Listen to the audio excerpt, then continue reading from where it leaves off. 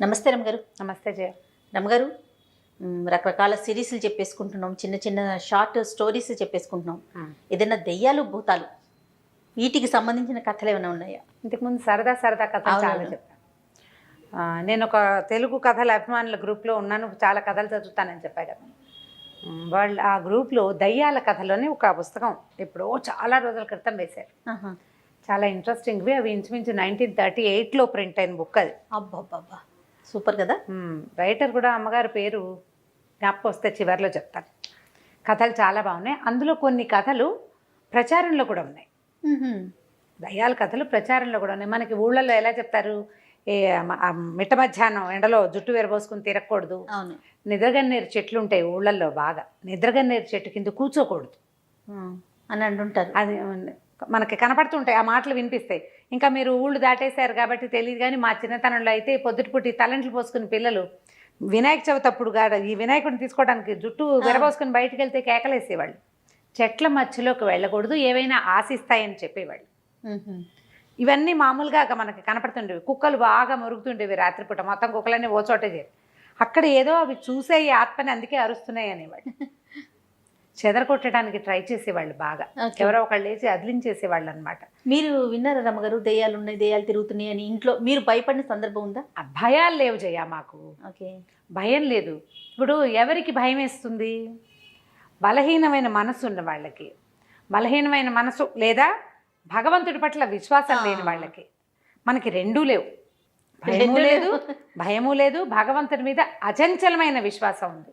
దేవుడు ఉన్నాడు, ఖచ్చితంగా మనతో ఉంటాడు. మనం ఏం చేస్తామని ఎవరినైనా మనం చూస్తాం, ఎవరినైనా మన ఏం చేస్తారు? మనుషులంట్లనే భయం లేదు మనకి, దయ్యాలంటే భయం ఏమిటి? ఇప్పుడు చిన్నప్పుడు ఓ స్త్రీ రేపురా అని గుమ్మాల మీద రాసేవారు అమ్మగారు, అది గుర్తుంది నాకు. అవును, అలా కూడా జరిగేవి కొన్ని. అంటే ఆవిడెవరో వచ్చేస్తుందని, ఆ తర్వాత ఆ ఇంటి మీద రాస్తే అది చూసి వెళ్ళిపోతుందని. దయ్యాలకి చదవటం వచ్చాయని నవ్వుకునేవాళ్ళం మేము హై స్కూల్లో ఉన్నప్పుడు వచ్చినాయి. నువ్వేమో బాగా చిన్నపిల్లవు అప్పుడు. అది నిజంగా అది ఎందుకు రాస్తున్నారో ఏంటో తెలియదు, కానీ దయ్యం వస్తుంది, మనం అలా రాయాలి, అది ఒకటే తెలుసు. తర్వాత శ్రీరామ అని గుమ్మానికి ఒకవైపు ఏమో ఓ స్త్రీ రేపురా, ఇంకొక వైపు ఏమో శ్రీరామ అని రాసేవారు. ఏవో రకరకాలు కదా. అయితే ఈ పురాతన కాలంలో చెప్పే కథల్లో ఏంటంటే, కూచిపూడి భాగవతులు, తోలుబొమ్మల వాళ్ళు వేరే ఊళ్ళకి ప్రయాణాలు చేస్తూ ఉండేవాళ్ళు. అంటే ఒక మొత్తం అంతా ఒక 30 మంది 25 మంది అట్లా గ్రూప్ లాగా ఫామ్ అయ్యి, ఈ గ్రూప్ అంతా ఏంటంటే ఊరూరా ప్రదర్శనలు ఇస్తూ తిరగటం ఒక పద్ధతిగా ఉండేది. భాగవతులు వీధి భాగవతాలు అనేవాళ్ళు, భాగవతాలు అదే చెప్పేవాళ్ళు. పండగ రోజుల్లో అన్ని ఊళ్ళల్లో ప్రదర్శనలు ఇచ్చేవాళ్ళు. ఈ ఊరు నుంచి ఇవాళ అయిపోగానే తెల్లవారి బయలుదేరి వేరే ఊరికి వెళ్ళడం, సాయంకాలం ఆ ఊళ్ళో ప్రోగ్రామ్ పూర్తి చేసుకోవడం, మళ్ళీ మర్నాడు బయలుదేరటం. తోలుబొమ్మల వాళ్ళు నా చిన్నతనంలో కూడా నాకు తెలుసు, మా దగ్గర వినటమే కానీ నేనైతే చూడలేదు, బాగా కథలే తెలుసు నాకు. అయితే ఈ బొమ్మలాట ఒక ప్రత్యేకమైన పంథ. దానికి ఏం చేస్తారు, మనుషులు తెర వెనకాల నిలబడి తెర మీద బొమ్మ వెనకాల నుంచి బొమ్మ రూపం చూపిస్తారనమాట, పాటలు పాడతారు పక్క నుంచి. మనం తెర ముందు కూర్చుంటాం కదా, ఈ బొమ్మ కదులుతుంటుంది. ఆంజనేయ స్వామి ఆయన చెయ్యి ఎత్తాడు, కాలు ఎత్తాడు, తర్వాత ఏమో గద జలిపించాడు, లంకా దహనం చేశాడు, అవన్నీ మనకి వెనకాల నుంచి కదలికల్లో తెలుస్తుంటుంది, పాటల్లో పాడతారు. ఇందులో గాయకులు ఉంటారు, ఆర్టిస్టులు ఉంటారు, ఆ బొమ్మలు తయారు చేసేవాళ్ళు. తర్వాత ఆడించడానికి కొంచెం బలశాలుడైన వ్యక్తులు కావాలి. చిన్నపిల్లల గాత్రం పాడడానికి చిన్నపిల్లలను కూడా తయారు చేసుకునేవాళ్ళు. ఇట్లా ఒక 25-30 మంది గ్రూప్ ఉన్న ఒక బొమ్మలాట వాళ్ళు ప్రయాణం చేస్తున్నారు, ఇలాంటి గ్రూపు. అయితే ఆ ఊరు ఈ ఊరు ప్రదర్శనలు ఏవో అయినాయి. ఒకనాటి సాయంకాలం కొల్లేరు అంటే ఎక్కడ మన కొంగలు అవి ఉన్నాయి, కొల్లేటి సరస్సు చుట్టుపక్కల ఏంటంటే కొంచెం ఎండాకాలం వస్తే కాస్త డ్రైగా ఉంటుంది, అక్కడక్కడ నీళ్లు ఉంటాయి, చిత్తడిగా ఉంటుంది కానీ పూర్తిగా నీళ్లు ఉంటాయి. వీళ్ళు వెళ్ళేసరికి దానికి ఆ ప్రాంతంలోకి చేరారు. వీళ్ళు ఏమీ ఊళ్ళు గ్రామాలు దొరకలేదు వాళ్ళకి, ఏదో ఒక పక్క నుంచి పడి వస్తున్నారు. సరే ఏమనుకున్నారు, సాయంకాలం అయింది, చీకటి పడిపోతుంది, అంతా చిత్తడిగా నేలలు, తర్వాత మన జీబుగా చెట్లు, మనుషులు అస్సలు లేరు. మానవ సంచారం ఉన్న దారులు వేరేగా ఉంటాయి, మనుషులు తిరగని దారి వేరే. నడుస్తున్న గుర్తులు కొంత కనపడుతుంటాయి కదా, బళ్ళ గుర్తులు కనిపిస్తాయి. వీళ్ళు ఈ గుంపు అంతా నడుస్తున్నారు, పిల్లలు ఆకళ్ళని ఏడుస్తున్నారు. మరి చిన్న చంటి వెంటి పిల్లలు ఉంటారా, ఏడుస్తున్నారు. వీళ్ళు ఏం చేయాలి చూస్తున్నారు, ఆలోచిస్తున్నారు. వీళ్ళు ఉన్న జనాలందరికీ మెల్లిగా భయం వేయటం మొదలుపెట్టింది. చీకటి చాలా తొందరగా వచ్చేస్తుంది చెట్లు ఎక్కువ ఉంటే. వీళ్ళలో కాస్త ఓపిక మంతుడు బలవంతుడు ఒకడు చెట్టు ఎక్కి పైకి చూస్తే దూరంగా ఓ మైల్ దూరంలో పెద్ద మహానగరం లాగా కనబడుతోంది. బోల్డ్ అని లైట్లు ఉన్నాయి. అప్పుడు లైట్లు అంటే విద్యుత్ దీపాలు కాదు కదా, ఇళ్లల్లో ఉండేవి లస్టర్లు, పెట్రోమాక్స్ లైట్లు లాంటివి దీపాలు. వీధిలో కూడా అక్కడక్కడ అంటే లైన్గా కనపడుతున్నాయి ఆముదపు దీపాలు. సరే దీపాలు ఉన్నాయి, ఏదో ఊరు కనిపిస్తుంది, కొంత సందడి కూడా వినపడుతోంది. కొంచెం మనుషులు తిరుగుతుంటే, గొడ్లు ఉంటే, మెళ్ళో గంటలు అవి మోగుతూ ఉంటాయి. ఏదో ఇక్కడ ఏదో ఉన్నది, మెల్లిగా కాస్త కాలు చాచి నడుచుకుంటూ వెళ్ళిపోతే ఊళ్ళో చేరిపోతాం అనుకున్నారు. గుంపంతా పోయారు ఊళ్ళోకి. వెళ్తే వరుసగా దారులు, చక్కగా ఏర్పరిచిన నగరంలాగా ఉంది, అది పట్టణంలా ఉందన్నమాట. అంటే ఏ సందుకు ఆ సందు కనపడుతుంది, అన్ని వేదఘోష వినపడుతున్న బ్రాహ్మణుల ఇల్లు, అదేదో అగ్రహారంలాగా ఉంది. సరే వెళ్ళేసరికల్లా కొంతమంది ఏమో బంగారపు ఉయ్యాలలు వేళ్లాడుతున్నాయి వాకిళ్లలో, భార్య పిల్లలు కూర్చుని ఉయ్యాలలు ఊగుతున్నారు. పెంపుడు చిలకలు, కోళ్ళు లేవు, కోళ్ళు ఉంటే రైతులు ఉన్నట్టు, చిలకలు ఉంటే బ్రాహ్మణులు ఉన్నట్టు. ఏదో భాష నేర్పిస్తారు, రండి కూర్చోండి అంటుంటాయి. అవి రకరకాలుగా ఉన్నాయి. అక్కడక్కడ వంటల వాసనలు వస్తున్నాయి. ఆడవాళ్ళు కనిపిస్తున్నారు, మగవాళ్ళు చక్కగా చెవుల కుండలాలు, పంచలు, తర్వాత ఏమో ఆరేసున్న ధవతులు, బట్టలు కనిపిస్తుంటే మనకు తెలుస్తుంది కదా ఫలానా వాళ్ళు ఉన్నారు. వీళ్ళని చూసి అందరు పిలిచారు. ఆకళ్ళేసి నకనకలాడిపోతున్నారు వీళ్ళు. సరే భోజనం ఏర్పరిచారు. వీళ్ళందరికీ ఒకే ఇంట్లో కాకుండా ఓ 4 ఇళ్లలో మా ఇంటికి రండి అని చెప్పి ఏదో కాస్త వండుకోవడానికి కొంత సామాగ్రి ఇచ్చారు. కొంతమందికి వాళ్ళ ఇంట్లో ఉన్నదే పెట్టారు. శుభ్రంగా అందరూ తినేశారు. ఆత్మారాముడు శాంతించాక ఏముంది, సంగీతం పాడతారు ఇట్లాంటి వాళ్ళంతా. ఈ ఉన్నవాళ్ళు పెద్దవాళ్ళు ఏమన్నారంటే, బాబు ఏం ఆట కడతారు, ఏదైనా ఒక ఆట కట్టి తెల్లారం దాకా పడుకుని వెళ్ళిపోండి అన్నారు.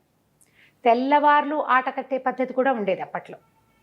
ఈ మన భాగవత సప్తాహాలు అవి చేస్తారు. భాగవత సప్తాహం అంటే 7 రోజుల పాటు భాగవత కథలు ఆడతారు. పొద్దు నుంచి అదే సాయంకాలం చీకటి పడిన దగ్గర నుంచి రాత్రి 8 నుంచి తెల్లవారి 4 గంటల దాకా తెల్లార్లు ఈ పద్ధతిలో నడుస్తుంది. సరే ఆట కట్టమన్నారు కదా, వీళ్ళలో వీళ్ళు కాస్త మాట్లాడుకున్నారు. ఏమనుకున్నారు, లంకా దహనం చేద్దాం అనుకున్నారు. సరే 1 గంటలో చకచక ఒక పందిరి లాంటిది ఏర్పరిచేశారు. బోలెడన్ని దీపాలు వెలిగించారు. వీళ్ళు కూడా తమకి సామాన్లన్నీ పెట్టుకోవాలి. అంటే లంకా దహనం చేయాలంటే ఏం చేయాలి, అశోకవనము, రాక్షసులు, సీతాదేవి, ఆంజనేయ స్వామి, మళ్ళీ ఆయన ముట్టించడానికి సాధనాలు అన్నీ తమ ఏర్పాటుకి ఎవరి స్టేజ్ డెకరేషన్ ప్రకారం వాళ్ళు చేసేసుకోవాలి కదా, సెట్ ప్రాపర్టీస్ పెట్టుకోవాలి. వీళ్ళన్నీ సెట్ చేసుకున్నారు. వాళ్ళు సరే అన్నీ ఏర్పరచుకుని చూస్తే వరుసగా వచ్చి కూర్చున్నారు. అందరూ బంగారు కుండలాలు, ఎర్రగా శాలువాలు, బ్రహ్మాండంగా విభూది పట్టీలు, ఒళ్ళంతా కూడా విభూది పట్టీలు ఉంటాయి. 12 పుండ్రాలు అంటారు, 12 పుండ్రాలు ధరించి చక్కగా ఉన్నారు. ఆడవాళ్ళు కూడా బ్రహ్మాండంగానే ఉన్నారా, అందరూ కాసిపోసి చీరలు, బోల్డ్ నగలు, ఎంత బాగుందో. సరే అక్కడి నుంచి ఓం అని ముందు గణపతి ప్రార్థన చేశారు. అక్కడి నుంచి ఆంజనేయ స్వామి ప్రార్థన చేయాలి, లంకా దహనం కదా. వీళ్ళు ప్రార్థన మొదలుపెట్టారు. మహోగ్ర రూపంతో పెద్ద ఆంజనేయ స్వామి బొమ్మ ప్రత్యక్షమైంది తెర మీద. ఆంజనేయ స్వామి రాగానే మొత్తం లైట్లన్నీ ఆరిపోయినాయి. ఇక్కడ కిందంతా దీపాలు పెట్టి కూర్చున్నారు కదా, దీపాలు లేవు, కిమినాస్తి.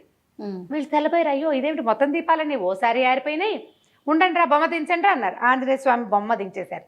దించేయగానే దీపాలన్నీ వెలిగినాయి. అంతా సభ అంతా కనపడుతున్నారు మనుషులు. మళ్ళీ మొదలెట్టాలి. మళ్ళీ ఆంజనేయ స్వామిని తెరక్కిచ్చారు. ఎక్కించగానే దీపాలు ఆగిపోయినాయి. 2 సార్లు 3 సార్లు 4 సార్లు అయ్యాక వీళ్ళల్లో ఒకటికి డౌట్ వచ్చింది, ఏమిట్రా పోనీ దీపాలు ఆరిపోయినాయి, ఏమిటయ్యా అన్ని దీపాలు ఆరిపోయినాయి అంటుంటే ఎవడు సమాధానం చెప్పటల్లా. ఎవరైనా చెప్పాలి కదా, కనీసం బాబు కంగారు పడకండి ఇంటికి వెళ్ళి వెలిగిద్దాం, మొత్తం అని గాలి వచ్చింది, ధూళి, ఏదో ఒకటి అనాలి. ఏమీ నో కామెంట్స్, ఎవ్వరూ మాట్లాడాల. 5 సార్లు 4 సార్లు అయిన తర్వాత వీళ్ళల్లో పెద్దవాడు ఒకడు, ఒరే మన దీపాలు వెలిగించుకుందాం ఉండండి రా, వీళ్ళందరివి ఏమిటో మరి దీపాలు ఆరిపోతున్నాయి అని చెప్పి వాళ్ళ దగ్గర ఏవో 9 దీపపు సెమ్మాలు అవి ఉన్నాయి. ఎక్కడ పెద్దగా దీపాలు అయిపోతే వాళ్ళు వెలిగించుకుంటారు. వీళ్ళు ఏం చేశారు, అగ్గిపెట్ట ముట్టించి వీళ్ళ దీపాలు వెలిగించారు. మళ్ళీ ఆంజనేయ స్వామిని తెరక్కిచ్చారు. ఎక్కించగానే ఈ సభలో ఉన్న దీపాలన్నీ అయిపోయినాయి, వీళ్ళ దీపాలు వెలుగుతున్నాయి. వీళ్ళే కదా వెలిగించుకున్నారు, ఇవి వెలుగుతున్నాయి, అవన్నీ ఆరిపోయినాయి. పద్యం పాడడానికైనా బొమ్మ కనపడాలి, స్వామి కనపడకుండా పాటలు పాడకూడదు. సరే పెద్దవాళ్ళల్లో ఒకడు ఏమన్నాడు, ఉండండి నేను బయటికి వెళ్ళి చూసొస్తాను. తెర తొలగించి బయటికి వెళ్ళాడు. తెర పక్క నుంచి వెళ్తాడనమాట, తొలగించలేరు, అది మొత్తం ఏకంగా ఇట్లా స్క్రీన్ లాగా ఉంటుంది. అటు నుంచి వెళ్ళేసరికల్లా ఆ సభలో ఉన్న వాళ్ళంతా దీపం ఇట్లా చేత్తో పుచ్చుకుని వెళ్ళేసరికి చక్కగా అంత దాకా 12 పుండ్రాలు, కుండలాలు, కంబళాలు ధరించి బ్రహ్మాండంగా కూర్చున్న వాళ్ళంతా నాలికలు బయటకు వచ్చి పక్క నుంచి కూరలు, మిడిగుడ్లు ఇట్లా ఉన్నారు దూకేలాగా. ఉనికిపోయాడు, ఏం చేయాలో తెలియలేదు. దీపం దించితే ఏం కనపట్లా, బాగానే ఉంది, భయమే. ఇట్లా దీపం పెట్టి ఇట్లా చూడబోయేసరికల్లా ఉణుకొచ్చేస్తుంది. సరే ఏం చేశాడు, దీపాన్ని దించేసి చూసి చూడనట్టుగా, తనకు తెలియనట్టుగా, చిన్నపిల్లాడు అనుకో, అరిచి కేకలు పెట్టి గల్లం చేసాడు. ఆయన ఇలాంటివి ఎన్ని చూశాడు. మెల్లిగా వెనక్కి వెళ్ళాడు. ఒరే ఇది లాభం లేదురా నాయన, తెల్లవారేదాకా స్వామిని దించొద్దు, పాట ఆపద్దు. ఆంజనేయ స్వామిని ఎక్కించడం, ఓ పాట పాడుకోవటం. వీళ్ళు స్వామిని ఎక్కించగానే అక్కడ దీపాలు ఆరిపోతాయి, వీళ్ళు దించేస్తారు, మళ్ళీ ఇంకోసారి ఎక్కిస్తారు. తెల్లవారేదాకా అంటే తూర్పు తెల్లబడ్డం ఎక్కడి దాకా జరుగుతుంది, 3:30 దాకా వేగు చుక్క పొడుస్తుంది. 3:30కి 3:30 అవగానే వేకుసాము వస్తుంది కదా, అప్పటిదాకా పాడి పాడి పాడి వంతుల వారీగా ఒకే పాట, ఓన్లీ ఆంజనేయ స్వామి, ఇక వేరే పాట లేదు, వేరే బొమ్మ లేదు. పాడేసి తెల్లారి చూస్తే తెల్లవారిపోయింది. కొంచెం 4:15 4:20 అయ్యేసరికి వెలుగు వచ్చేస్తుంది. ఏమీ లేదు అక్కడ, పందిరి లేదు, ఊరు లేదు, ఇల్లు లేదు, వాకిలు లేదు. వాళ్ళు ఎక్కడ వాళ్ళు నడుచుకుంటూ మొదట వచ్చారో అదే చిత్తడి నెలలో బంజరు బయలు. వీళ్ళు ఉన్నది కొంచెం నీళ్లు లేవు, వీళ్ళు ఎక్కడ కూర్చున్నారో అక్కడ చుట్టూతా అంతా నీళ్లు ఉన్నాయి. ఆ కొల్లేట్లో ఉన్నారు వీళ్ళు. బతుకు జీవుడా అని తట్టా బుట్టా సర్దుకుని పరుగో నాయన, ఇలా చీకటి వేళ ఏ ఊళ్ళల్లోకి వెళ్ళకూడదు, ఇలాంటిది ఏదో అక్కడ బోల్డ్ అని శ్మశానం అయ్యి ఉంటుంది బహుశా, చాలా దహనాలు జరిగి ఉంటాయి అక్కడ. ఎంతమంది ఉన్నారో వాళ్ళంతా కనపడ్డారు వీళ్ళకి, పిల్ల జల్లా వచ్చేసారు, బ్యాగులు పుచ్చుకుని వెనక్కి వచ్చేసారు. ఇలాంటివి ఎన్ని కథలు చిన్నప్పుడు వినేవాళ్ళమో. వెళ్తే కనపడుతుంది ఇట్లా ఆంజనేయ స్వామి పాట మొదలు పెట్టంగానే వీళ్ళు మాయమైపోతారు ఆయన కనిపించేసరికి. మామూలుగా చెప్తాం కదా, మనకు ఆంజనేయ స్వామి కనిపిస్తే భయపడతాయి భూత ప్రేతాలని. మన ఇళ్ల మీద శ్రీరామ రాయడానికి కారణం కూడా అదే. ఎక్కడ శ్రీరామనామం ఉంటుందో అక్కడ ఆంజనేయ స్వామి ఉంటాడు. ఇప్పుడు ఇప్పటికీ కూడా మనం ఏదైనా పిల్లలు కొంచెం భయపడుతున్నా, భయంకరమైన సినిమాలు చూసినా కూడా వెంటనే చెప్తాం శ్రీరామ అనుకో, లేకపోతే ఆంజనేయ స్తోత్రం చదువుకో, ఆయన్ని తలుచుకో అని. వాళ్ళకి అది ఒక ధైర్యంగా అనిపిస్తుంది కదరమ్మ గారు పిల్లలకి. అది అలవాటు చేయాలి మనం. అలాంటిది ఒక శ్లోకాలు కూడా చెప్పారు మీరు, ట్రై చేయాలి. నేర్పిస్తే అదే ధైర్యం వస్తుంది ఆటోమేటిక్గా. ఇంకా దయ్యాలు ఉన్నాయా, నిజంగానే ఉన్నాయా, ఈ రోజుల్లో ఉన్నాయా, ఇలాంటి ప్రశ్నలు అంటే మనం ఇంకేం చెప్పలేకపోతే. ప్రశ్నలు వేయకండి, ఓన్లీ కథ వినండి అంతే. కథని కథలాగా తీసుకుంటే సూపర్. ఇప్పుడు ఇలాంటి అనుభవాలు చాలా మందికి ఉంటాయి జయ, ఒప్పుకోరు అంతే పబ్లిక్లో. అయి ఉండొచ్చు బహుశా. మేము వెళ్తుంటే అక్కడ ఏదో కనిపించిందని, ఏదో చూసామను, ఏదో వేగ్గా ఒక షేప్ కనిపించిందని, ఇలాంటి మీరు అన్నట్లుగా చాలా వింటూ ఉంటాం మనం. ఉంటాయి, మన తాతలు నాయనమ్మలు చూసిన వాళ్ళు కూడా ఉంటారు. మనం ఒప్పుకోమంతే. ఇది ఒక కథ వినండి, 38లో ప్రింట్ అయింది. స్థానాపతి రుక్మిణమ్మ గారు, ఆవిడ రాసిన కథలు అనమాట. ఇది వరకు అంటే ఇప్పుడు ఈ మధ్యకాలంలో ఇలాంటివి వినలేదు జయ. ఇది వరకు అంటే బాగా నేను బాగా చిన్నపిల్లప్పుడు ఎవరికో దయ్యం పట్టిందని వదిలించారని అలాంటి కథలు వినేవాళ్ళం. ఇప్పుడు జరుగుతున్నాయా ఈ కాలంలో ఉందా అంటే ఏమో. 37 అంటే మనకి దాదాపుగా ఇంచుమించుగా ఒక 80 సంవత్సరాల నాటి సంగతి కదా. 80 ఇంకా అటు ఇటుగా 85 సంవత్సరాలు, చాలా బాగా పాతది. అయితే అప్పట్లో మరి ఇది జరిగిన కథే అయ్యి ఉంటుంది. ఎందుకంటే మా చుట్టాల్లో కూడా నేను ఇలాంటిది ఒక కథ విన్నా, బాగుంటుంది, నాకు నచ్చిందనమాట. దాంతోపాటు ఇంకొక విషయం ఏం చెప్పాలంటే, విశ్వనాథ్ సత్యనారాయణ గారిది ఒక పుస్తకం ఉంది, భలే ఉంటుంది. పుస్తకం పేరు మర్చిపోయాను, నాకు అసలు జ్ఞాపకం రావట్లేదు, ఇంతక నుంచి ఆలోచిస్తున్నాను. అందులో ఏంటంటే ఒక కుర్రాడికి ఇలా ఒక ఆత్మ అతన్ని ఆవహిస్తుంది అనమాట. అతను తేడాగా ప్రవర్తిస్తాడు, ఎక్కడికో వెళ్ళిపోతాడు. ఆ ఆత్మ అతన్ని ఎక్కడికో తీసుకెళ్ళిందని. చాలా బాగుంటుంది కథ. ఆ కథని ఒకళ్ళు ఇంకొకళ్ళకి అంటే తన కొలీగ్స్కి ఒక ఆయన చెప్తారనమాట. బాణామతి అలాంటిది ఏదో పేరు, అలాగే గుర్తుంది అటు ఇటుగా. ఎంత బాగుంటుందో కథ, నడక బాగుంటుంది. విశ్వనాథ సత్యనారాయణ గారిది చదవటం అలవాటైన వాళ్ళు హాయిగా చదివేస్తారు, లేని వాళ్ళు కొంచెం బాగా కాస్త టఫ్గా ఉంటుంది, కానీ కొంచెం పర్వాలేదు. భాష మరీ పురాతన భాషగా ఉండదు, చాలా బాగుంటుంది. అలాగా ఇది కూడా అట్లా అనిపిస్తుంది అనమాట ఈ కథ. ఇందులో ఏంటంటే ఈ కథ పుస్తకంలో చదివిన నడక వేరు, నేను చెప్పే నడక కొంత వేరుగా ఉంటుంది. పుస్తకంలో కథ ఎట్లా స్టార్ట్ చేస్తారంటే, ఒక అత్త కోడలు వాకిట్లో ఒక ఆయన ఎవరో భవతి భిక్షాందేహి అంటున్నాడు. ఈ అమ్మాయి అత్తయ్య వాడెవరో బిచ్చగాడు, ఆయన పోవటం లేదంటుంది. ఆవిడ పోతాడులేమ్మా అంటుంది అత్తగారు. వాడు వెళ్ళటం లేదు, ఎవరైనా వేసేవాళ్ళు ఎవరన్నారంటే అబ్బాయి వచ్చాక వేస్తాడంటుంది ఆవిడే. పంపించేయమంటుంది కోడలు. రోజు వేస్తున్నాం కాబోలు, అందుకే రోజు నువ్వే వేస్తున్నావంటే రోజు నేను ఇట్లా వచ్చి వాళ్ళ ఇంట్లో పని మనిషి ఉంది, పని మనిషితోటి వేయిస్తుంది. ఎవరో మామూలు వాడు అనుకున్నా, ఆయన పోవటం లేదు, వాకిట్లో నిలబడి ఉన్నాడు. తలనొప్పి వస్తుంది, నాకు వికారం వస్తుంది, ఆ గొంతు వింటే నాకు బాగుండలేదు అంటుంది. ఆ కోడలంటే మహాముద్దు అత్తగారికి, బహు అందగత్తె ఆ అమ్మాయి, చాలా బుద్ధిమంతురాలు కూడాను. పిల్లాడు ఉన్నాడు, పిల్లాడి తల్లి. పిల్ల తల్లివి నీకు అట్లా వికారాలు చికాకులు వస్తాయమ్మా, నువ్వు రెస్ట్ తీసుకో, నువ్వు వెళ్ళబోక నీ దారి నువ్వు పడుకో అంటుంది అత్తగారు. ఈ కోడలేమో ఆయన తెరవేయాలంటూ అనుకుంటుంది. ఎంత నడుస్తుందో 2-3 పేజీలు ఇలాగే నడుస్తుంది. అక్కడి నుంచి ఈవిడ వెళ్ళి నాయన మడిగట్టుకున్నాను, ఇంట్లో ఎవరు లేరు, నువ్వు వెళ్ళి నాయన అంటుంది. కోడలు ఉంది కదా వేయమనమ్మా అంటాడు. ఇంట్లో కోడలు ఉంది కదా, వేయమంటాడు. వేయమంటే ఆవిడ మా కోడలు చేయి ఊరుకోలేదంటుంది. ఆవిడ చేయి ఊరుకోలేదు, ఏదో పనిలో ఉందంటుంది. ఈయన ఏం చేస్తాడు, ఆ ఇంటి ఆయన్ని పట్టుకుంటాడు. ఆ వచ్చిన యోగి, భిక్ష తీసుకోవడానికి వచ్చిన ఆయన పట్టుకుని ఆయన వెంట తీసుకొస్తాడు. ఈ లోపల వాళ్ళ అబ్బాయి వచ్చాడనమాట. ఈవిడ చెప్తుండగా అబ్బాయి వచ్చాడు. ఈయనకి గుప్పెడు బియ్యం వేయించుకుని తనతో రమ్మని తీసుకొచ్చాడు. తీసుకొస్తే ఎందుకు నన్ను తీసుకెళ్తున్నావు నువ్వంటే, రా నీతో మాట్లాడే పని ఉందని చెప్పి బాగా ఆ ఇంటికి ఎంతో దూరంగా తీసుకెళ్ళాడు. తీసుకెళ్ళి ఆయన అడిగాడు, ఏమయ్యా నీ భార్యతో నీకంతా సౌకర్యంగా ఉందంటే ఉందంటాడు. భార్యను విడిచిపెట్టి ఉండగలవంటే అస్సలు ఊహ కూడా నా వల్ల కాదంటే అంటాడు. భార్యను విడిచి ఉండలేడు అతను. ఎన్నాళ్ళయింది పెళ్ళి అంటే 10 సంవత్సరాలు అయింది. పిల్లలు, ఒక పిల్లవాడు ఉన్నాడు. భార్యను విడిచి ఉండలేడు. చాలా అనురూపమైంది. మీ ఆవిడలో ఏదైనా తేడా ఉందని నీకు అనిపిస్తోందా అని అడుగుతాడు. ఏమీ లేదంటాడు. నేను మళ్ళీ మళ్ళీ ప్రశ్నిస్తాడు. ప్రశ్నిస్తే అందరితో కలిసి తింటుందా, అన్ని పనులు చేస్తుంటే పనంతా బాగా చేస్తుంది, మా అమ్మతో బాగా ఉంటుంది, నాతో బాగా ఉంటుంది, పిల్లాన్ని బాగా చూసుకుంటుంది. ఏవో ఉన్నాయి చిన్న చిన్నవి, ఏవైనా ఆ సంగతులు ఈ సంగతులు వింటే మత్తెప్పి పడిపోతుంది. మా ఆవిడ భయపడిపోతుంది. భోజనం తింటుందా అంటే తింటుంది, ఎందుకు తింటూ శుభ్రంగా తింటుంది అని ఆలోచించి ఏం చెప్తాడంటే, అంటే అందరం తిన్నాక తను విడిగా తింటుంది, విడిగా తింటుంది, మళ్ళీ గది తలిపేసుకుంటుంది. అదొక 10 ఏళ్ళ నుంచి అదొక నియమం ఆవిడకి. సరే, ఎవరి నియమం వాళ్ళకు ఉంచాలి చూడు. పిల్ల బుద్ధిమంత్రాలు, ఎవరు కనపడకుండా తింటాను, నలుగురు ముందు తింటే నాకు సహించదు, నలుగురు చూస్తుంటే నాకు సహించదు అంటుంది. నలుగురిలో ఏనాడు తినదు, తలిపేసుకుని తింటుంది. చుట్టాలు వచ్చినా అంతే. అనేసరికల్లా ఈయన ఏం చెప్పాడంటే, నాయన ఓ పంచి, నీకు మొలకి ఒకటి కట్టాడు తాయెత్తు. మీ రాత్రి ఇప్పుడు రేపు మీ ఆవిడ తలుపేసుకుని ఏం తింటుందో చూడు, తర్వాత చెప్దువు కానీ నాకు అన్నాడు. ఇతని కొద్దిగా శంక మొదలైంది.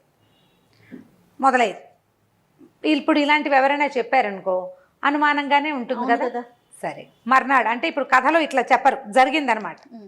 ఈయన చూశాడు, 2 కోళ్ళు తింటుంది ఆవిడ. భీకరాకారం, నడికొప్పుకి అంటుతున్నంత కూర్చుంది ఒక ఆకారం. తనకు ఉన్నటువంటి సౌందర్యవతి పట్టుపట్ట కట్టుకునే అమ్మాయి కాదు, ఒక భయంకరమైన ఆకృతిలో ఉంది. అదే మనిషి కానీ సాగదీసినట్టు పొడుగ్గా ఉంది, పెద్దది.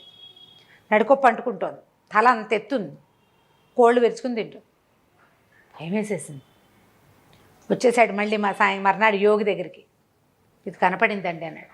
మా రోడ్లో ఎంతమందో కోళ్ళు పోయినాయి అంటారు, పంది పిల్లలు తప్పిపోయినాయి అంటారు, ఆ దారిలో అందరు చెప్పుకుంటూ ఉంటారు. అదేదో అయ్యింది, ఇదేదో అయ్యింది అంటారు.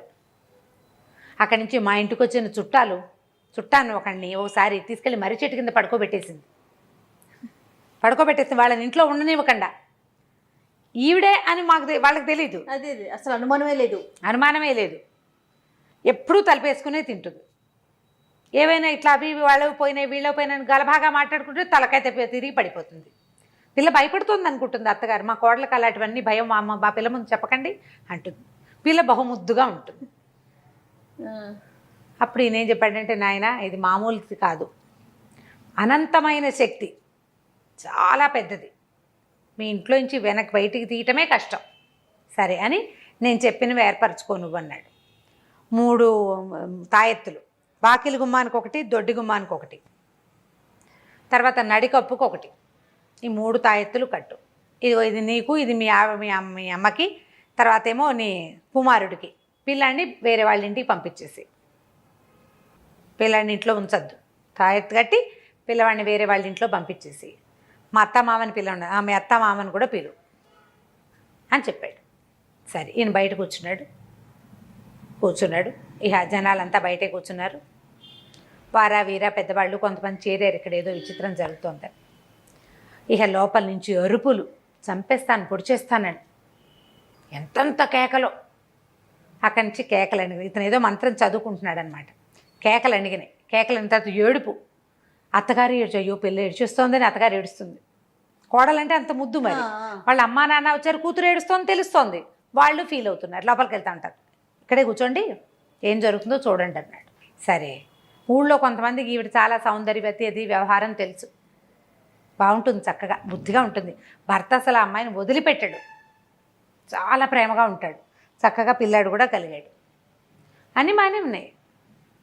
అదేదో విచిత్రమో విశేషమో ఎవరికీ తెలియదు. కాకపోతే ఏవో జరుగుతాయి, ఊళ్ళో అందరిళ్లలో జరిగేవి అంతే, అంతకంటే ఏం లేదు. కోళ్ళు కొక్కిరాయిలు మాయమైపోతుంటాయి, పంది పిల్లలు మాయమైపోతుంటాయి. వీళ్ళదేనని వాళ్ళకి తెలియదు, ఏవో పోయినాయి, ఎలాగో ఏదో ఎన్నెమెత్తుకుపోయింది చెప్పుకుంటారు. సరే, ఇంకా పునశ్చరణ సాగుతుంది. అక్కడి నుంచి లోపల నుంచి బొబ్బలు, అరుపులు, సింహనాదాలు, పెద్ద పెద్ద కేకలు, ఇంకా మోత దద్దరిల్లిపోతుంది. అరుపులకి ఇవి ఇదంతా మోత. ఈయన పునశ్చరణ మాన్ల. ఇంకా సేపటికి డబేల్మని తెరుచుకున్నాయి తలుపులు. లోపల నుంచి ఆవిడ నడిచి వచ్చింది బయటికి. పెద్ద చీర, మొత్తం పొడుగ్గా వేలాడేసిన జుట్టు జడముడి విడిపోయింది. పాదాలు ఇంచుమించు మడవల దాకా వచ్చేంత పొడుగాటి జుట్టు. అక్కడి నుంచి గోచి పెట్టుకున్న చీర కొంగులు జారబెట్టుకున్నాయి, అంటే బయట కూడా వదిలేసుకుని ఉందన్నమాట. ఎట్లా కనపడుతోందంటే ఆ చీర ఇట్లా చెంగు దోపుకుంటూ బయటకు వచ్చింది. వీరనారిలాగా కనపడుతోంది. అందరూ నిర్ఘాంతపోయారు. ఆ ఊళ్ళో మగవాళ్ళు ఎవరు అంత తేరి చూడలేదు ఆవిడని. మహాసౌందర్యవతి, మామూలు కంటే ఎక్కువ పొడుగ్గా ఉన్నట్టు కనపడుతోంది. ఇప్పుడు మామూలుగా కొంచెం పొడుగాటి అమ్మాయి, ఎంత పొడుగుందో. వచ్చి కూర్చుంది. అత్త మామ అత్తగారు ఓ పక్కన ఉంది, భర్త అత్తగారు ఉన్నారు. అక్కడి నుంచి ఈ పక్కన తల్లిదండ్రి ఉన్నారు. వాళ్ళకేసి చూడను కూడా లేదు. ఈమెను వచ్చి ఈయన ఒక ముగ్గు లాంటిది వేసాడు. ముగ్గులో వచ్చి కూర్చునేసింది మాట్లాడకుండా. అక్కడి నుంచి ఈయన అడిగాడు, నువ్వెవరివి, ఎక్కడి నుంచి వచ్చావు, ఎప్పటి నుంచి ఇక్కడ ఉన్నావు నువ్వు అంటే, నేను ఒక జమీందారుల బిడ్డని, నన్ను ఒక జమీందారికే ఇచ్చారు నాకు బాగా వయసు వచ్చాక. ఆ జమీందారికి చాలామంది పెళ్ళాలు ఉన్నారు. ఇంకా ఆయన దగ్గర ఉన్న ఇతరత్ర భోగం వాళ్ళు రకరకాల చాలా జాతులు ఉన్నాయి ఆయన దగ్గర. కానీ ఆయనకి నాకు సరిపడలా. మా నాన్న బోడు సిబ్బందిని ఇచ్చాడు, ఆస్తి ఇచ్చాడు, ఏదో పడలేదు వీళ్ళకి వాళ్ళకి. అయితే ఆయన ఏం చేశాడు, ఒకసారి నా దగ్గరకు వచ్చాడు, మామూలుగా రాణుల దగ్గరకు వచ్చేలాగా. కానీ ఆయనకి నాకు సరిపోలేదు. నేను ఆయనతో చేయలేకపోయాను. అంటే నేను ఒకవేళ ఆయనకి నేను ఏమైనా పరిచయం చేసినా నా మొహం ఆయనకు నచ్చలేదు. అంటే బహుశా అందగత్తె కాదు ఆవిడ మొహం గిట్టలేదు ఆయనకి. మొహం మనిషి జమీందారుల అమ్మాయి, రాజుల అమ్మాయి అయినప్పటికీ ఆవిడ అందగత్తె కాదు. ఆయనకి సౌందర్యవతులతో ఉండే అలవాటు ఉంది. పెళ్ళాలు కూడా భార్యలు చాలామంది ఉన్నారు. అప్పటి కాలం కదా అది. అక్కడి నుంచి తర్వాత సిబ్బందిని మార్చేశారు, మా వాళ్ళందరినీ పంపేశారు. వాళ్ళే వచ్చారు, అందరూ సైనికులు. తండ్రి చాలా ఆస్తి ఇచ్చాడు ఈవిడికి. ఆస్తి అంతా రాజుగారు హడపాయించేశాడు. అందుకు చేసుకున్నాడు ఈ పిల్లని. కానీ ఈ పిల్ల ఎప్పుడైనా ఆడపిల్లలకి అనాకారో సనాకారో భర్త కాపురం సంతానం ఉంటే జీవన సాఫల్యం లభిస్తుంది. లేకపోతే ఏముంది, అంతేగా. అనాకార అయితే మాత్రం ఆమెకి భర్తతో ఉండాలని, సరదాగా సంతోషంగా ఉండాలని ఉంటుంది కదా. ఆ స్త్రీ సహజమైన వాంఛలేవి ఆయన పడనివ్వలేదు ఆవిడికి. నన్ను చంపేశారు. నేను మరణించాను, అమ్మ అనిపించుకోకుండా చచ్చిపోయాను. నేను అమ్మ అనిపించుకోకుండా నా పని అయిపోయింది. ఏడాది తిరగకుండా జమీన్ మన్ను చేసేసా. ఆయన వాళ్ళు అనుకున్న ఎవరిని బతికి ఉంచలేదు. జమీ మన్నైపోయింది, ఒట్టి దిబ్బ. అక్కడికి ఎవడు తలకాయ తిప్పి చూడకుండా చేశాను ఆ ప్రాంతాన్ని. స్త్రీలకు అంత క్షోభ ఉంటుంది. ఎందుకంటే ఆడవాళ్ళకి కావాల్సిన జీవితానికి సాఫల్యం భార్యగా ఉండటం, తల్లి కావటం ప్రధానమైంది. తల్లి అవ్వడమే ప్రధానం. దాంతో నేను అక్కడ మొత్తం అదంతా నాశనం చేశాను. ఆ దిబ్బ వైపు తలకాయ తిప్పి చూసిన ప్రతి వాడిని విరుచుకు తిన్నాను. కొంతకాలం పాటు ఆ జమీలో ఉన్న వాళ్ళందరూ, ఆ పనివాళ్ళు, ఆయన బంధువులు, వాళ్లే నాకు ఆహారం. రోజుకు ఒకళ్ళని చొప్పున విరుచుకు తిన్నాను. తర్వాత మొత్తం అంతా దిబ్బైపోయింది. తల తిప్పి చూడడం మానేశారు ప్రజలు దానివైపు. అక్కడక్కడే తిరుగుతూ ఉండేదాన్ని. అయితే ఒకనాడు ఆ రణస్థలం అనేది ఒక ప్రాంతం, ఆ ప్రాంతం నుంచి వస్తుంటే శ్మశానం దగ్గర ఈ పిల్ల కనపడింది. రాజమ్మ అమ్మాయి పేరు. బాడీ కనిపించింది. ఇంకా నాకు లోపల జీవితేచ్ఛ 1% ఉంది. ఏమిటి? సంతానం మీద వ్యామోహం, స్త్రీ సహజమైన మాతృత్వపు వాంఛ. దానికోసం ఆ చనిపోయిన పిల్లలో ప్రవేశించిన పిల్ల సౌందర్యము, అది ఆడపిల్ల అవటము, అది నన్ను ఆకర్షించింది అనేసరికలు తల్లి తండ్రి ఒప్పుకున్నారు. ఈ రాజమ్మ అనబడి ఇప్పుడు కనపడుతున్న ఆవిడ 9వ ఏటో 10వ ఏటో మరణించింది. చనిపోయిన పిల్లని వాళ్ళు మరుభూమికి తీసుకెళ్లారు. అక్కడ బతికింది పిల్ల. ఒక్కొక్కసారి మనం ఏంటో దింపుడు కళ్ళెం ఆశ అంటారు. అవునవును. అది శ్మశానంలో బతికింది పిల్ల. ఆ అమ్మాయిలో ప్రవేశించాను. ఆ రోజు నుంచి ఎవరికి కనపడకుండా తింటూనే ఉంది. తీసుకొచ్చారు, పెళ్లి చేశారు, కాపురానికి పంపించారు. పిల్ల చచ్చి బతికింది. మామూలుగా మనం వాడేస్తాం చచ్చి బతికారు అని ఒక పదం. చనిపోయిన పిల్ల బతికింది. ఆ రోజు నుంచి ఈ రోజు దాకా నేను ఇక్కడే ఉన్నా. చుట్టాలు వస్తే ఇష్టం ఉండదు, వాళ్ళకి తెలిసిపోతుంది. భర్తతో సంతోషంగా ఉన్న ఈ అమ్మాయి సౌందర్యవతి అవ్వటం, చాలా పనిమంతురాలు అవటంతో అత్తగారు ఒక మంచి ఆదరణ, జీవితంలో ముందు జీవితంలో ఆవిడ పొందలేని ఆదరణ అంతా ఇక్కడ లభించింది.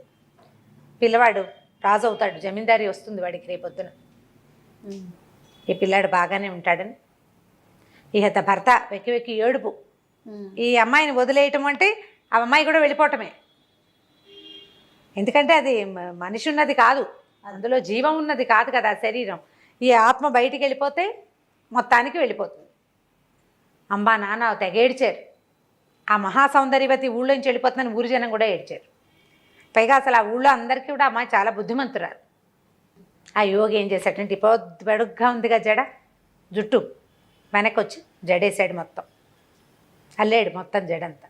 అప్పుడు మంత్రం ఆవాహన చేసి ఆమె ఆత్మని ఆ జటలోకి రప్పించాడు, జడ కత్తిరించేసాడు. ఓహో, మరికి చేసేదేముంది? అమ్మాయి పడిపోయింది, దీన్ని తీసుకెళ్ళి పట్టుబట్టలో చుట్టి సముద్రంలో పడేయండి అని చెప్పి ఇచ్చేసాడు. ఏం చేస్తాము, ఇంతే, ఇక ఇది లాభం లేదు అని. వీళ్ళంతా లబోదిబొమ్మని ఏడ్చారు. ఆ అమ్మాయి భౌతిక కాయానికి తర్వాత క్రియలు చేసుకున్నారు. పూర్వం ఏం చెప్పేవాళ్ళంటే, దింపుడు కళ్ళం అనే శ్మశానంలో కాకుండా వెళ్ళే దారిలో మధ్యలో ఒక చోట దింపేవాళ్ళు. అవునండి. అక్కడికి వెళ్ళాకైతే అక్కడ ఏదైనా జరగచ్చు, ఇట్లాంటివి జరుగుతాయి అనేవాళ్ళు. నా తర్వాత చెట్ల కింద పడుకోకూడదు, అవన్నీ చాలా సిద్ధాంతాలు ఉండేవి. ఇప్పుడు మన ప్రపంచం మారిపోయింది, ప్రపంచం అంతా మారిపోలా, అవునవును, అన్నీ మారిపోయినాయి. వాటితో పాటు ఇవన్నీ కూడా మారినాయి. సిద్ధాంతాలు ఉన్నాయా లేదా, ఆత్మలు ఉన్నాయా లేదంటే మనం ఉన్నట్టే ఆత్మలు ఏవో గాల్లో తిరుగుతూనే ఉంటాయి. మీద ఎక్కేస్తాయా, ఉంటాయా, ఉండవా అంటే ఏదో ఒక బలహీనమైన క్షణాల్లో మనసులు చాలా వీక్గా ఉన్నప్పుడు ఏదైనా ఒక పవర్ మనలోకి ప్రవేశించేందుకు 1% అవకాశం ఇప్పటికీ ఉంది, జరుగుతాయి అట్లా. కాకపోతే మనం తెలుసుకోలేకపోతాం. ఇప్పుడు దేవుడు ఉంటే ఇది కూడా ఉన్నట్టే. ఆ పవర్కి దానికి లొంగకూడదు మనం.